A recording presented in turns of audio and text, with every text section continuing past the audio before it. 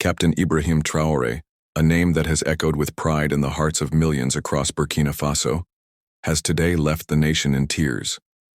In an unexpected and deeply emotional moment, he has bid farewell to the people he led with courage, sacrifice, and an unshakable sense of duty. His departure isn't just a resignation, it's the closing of a historic chapter, and the letter he left behind has shattered the hearts of millions. The letter begins with a salutation not just to the government or the military, but to the people, the farmers, the mothers, the youth, the elders, to every Burkinabe soul. He writes, "À mes frères et sœurs, mes compatriotes." A simple opening, but one filled with depth, love, and sincerity. From the very beginning, it's clear. This isn't the voice of a man retreating from power. It's the voice of a patriot who has poured every drop of himself into his country. He reflects on the pain that led him to take up the mantle of leadership, the sleepless nights watching his people suffer, the villages burned, the children displaced, the fear that had seeped into every home.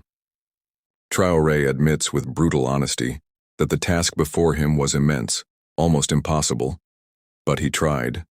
Day and night, he tried. In his letter, he recounts the countless hours spent with soldiers on the front line, not behind fortified walls, but shoulder to shoulder with the very men and women risking their lives. He mentions no victories, only the sacrifices. Names of fallen comrades are inscribed in the letter, each one remembered, each one mourned. He speaks of betrayal, of allies who turned away, of promises made to Burkina Faso that were never kept. "Nous avons été seuls," he writes. We were alone. But even in this loneliness, he found strength in his people's resilience. And then, the hardest part. The reason for his departure. Captain Traoré writes, "Je quitte le pouvoir non pas par peur ni par faiblesse, mais parce que je crois que le peuple mérite la paix, même si ce n'est pas moi qui la lui apporte. I leave power not out of fear nor weakness, but because I believe the people deserve peace, even if I am not the one to bring it."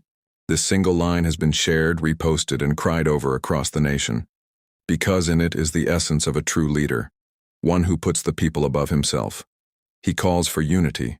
He urges the youth not to see this as an end, but as a beginning, a call to rise, not in violence, but in service, to hold on to the dream of a sovereign Burkina Faso, where no foreign power dictates its future, and where no citizen has to live in fear.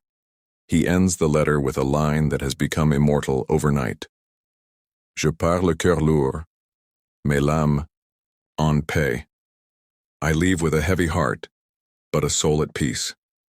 As this letter spreads across the nation, the streets of Ouagadougou and beyond are filled with silence, reflection, and tears.